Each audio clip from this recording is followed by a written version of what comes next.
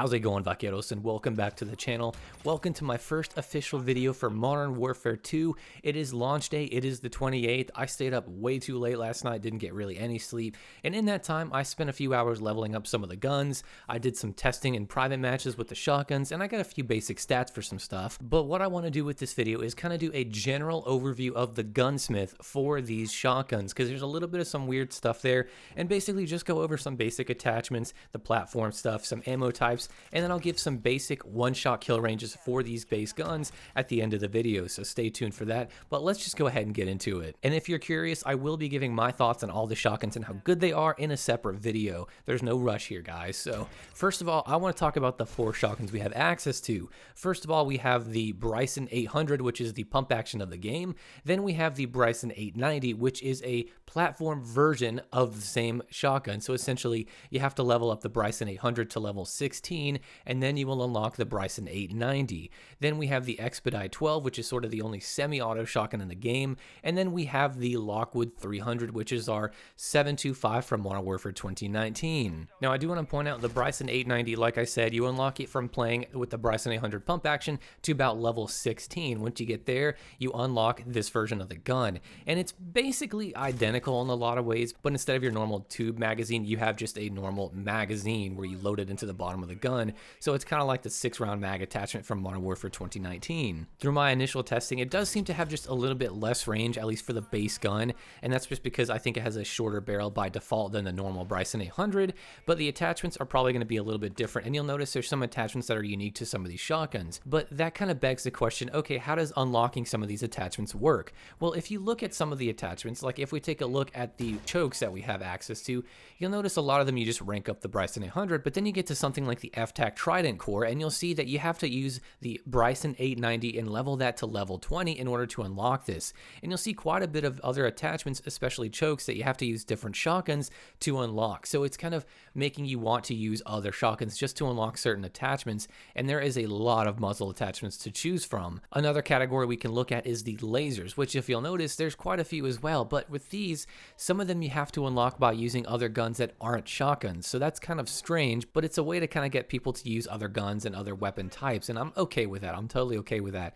But for example, if you want to use something like the VLK LZR 7 milliwatt, which gives you aim down sight speed and sprint to fire speed, you need to use the STB 556 and level that to level 5 to get access to this laser. So there's going to be some attachments that are probably pretty good that are locked behind some of these other assault rifle and SMGs, so that's something to keep in mind. In terms of the barrel attachments, a lot of them are pretty unique to that gun or that weapon platform. So for the Bryson 800 series platform, you'll notice that a lot of the barrels are basically shared between the Bryson 800 version of the gun as well.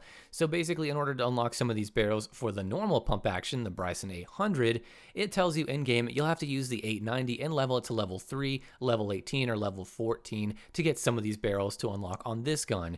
So it's pretty cool because you have to kind of go out and use a different shotgun to get this shotgun to be even better in some ways. So that's an interesting way to go about it. And it works the same way for some of these other attachments like the chokes and the lasers and the stocks, like I said. Now there is also the Expedite 12, which has its own weapon platform, of course, and so there's no real crazy thing there. You're going to have to use some other guns as well to unlock some attachments for that gun, and the same thing with the Lockwood 300, which is on the Lockwood Sport platform, and that one has its own set of unique attachments as well. So when you go into these games looking to level these up, just keep in mind some of these are going to be using ARs, some of them are going to be other shotguns, so just something to look at. Now, among all these 4 shotguns, we do have ammo types that are shared between all 4 of them. So we have the normal 12 gauge, of course, that's by default, but then we have 12 gauge explosive slugs, we have 12 gauge slugs, and then we have 12 gauge dragon's breath. And you unlock these each by getting kills with different shotguns, or rather leveling up these different shotguns. So what I want to do is kind of go over each of these briefly. The explosive slugs are very similar to the ones from Modern Warfare 2019 with the JAK 12, but the big difference here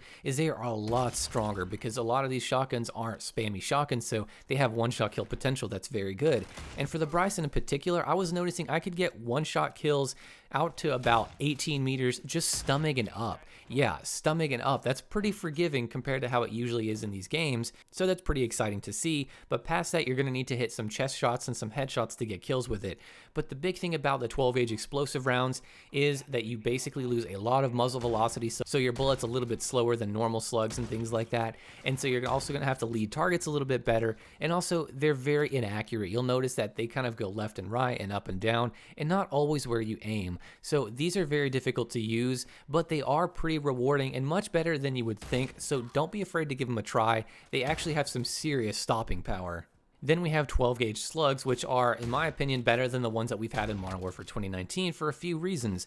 One, these actually give you bullet velocity, so they aren't as slow as the ones in 2019, so it's a little bit easier to aim and hit targets that are moving, but also it feels a little bit more like the Vanguard slugs, which in my opinion were a lot better because they felt closer to being hit scan than actual projectiles, which was really nice. And of course, these feature the same sort of damage profile as the 2019 version slugs, so you can get one-shot kills stomach and up to a certain range, and then chest and up, and then head and neck up. And for the Bryson 800, the base gun, it was about a 12-meter one-shot kill for stomach and up, and again, that's really good. So these two slug variations are actually damn good, and I'm pretty excited to use them. We then have Dragon's Breath, and I gotta say, from my limited experience using Dragon's Breath, it doesn't really work that well on some of these guns, and I really don't like it because it is incredibly inconsistent.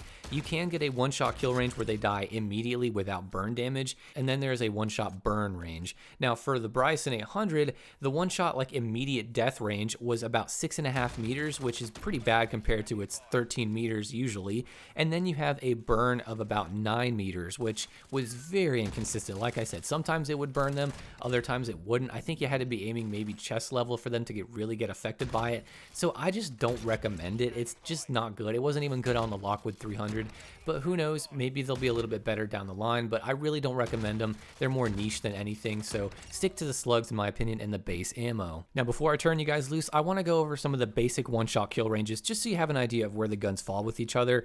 And as you can see from this, basically the Lockwood 300, no surprise, has the best one-shot kill range out of all the shotguns, but that's with the base gun. With attachments, it's probably going to be a little bit of a different story, but this kind of shows you that you can expect that the Bryson 800 and the Lockwood 300 are going to be the heavy hitters that you really want to use for a lot of range. And the Bryson 800, with that rifled barrel on it, the 29-inch rifled barrel, you can get some damn good one-shot kills from pretty far, at least like that 20-meter range. But I'm in the process of testing ranges and attachments, so I can't go into specifics yet because it's not done. But I just wanted to give you a brief idea of what they're like and what their niche is. So that's going to do it for this video, guys. I want to know down below in the comments, what do you think of these shotguns? What do you think of the game in general so far? Have you been enjoying it? What are some of the frustrations? What are some of the great things you love about it? So leave a comment down below. If you like shotgun content and Call of Duty, make sure to subscribe to Old Goomy here. And with all that being said, I will see you in the next video. Missile standing by.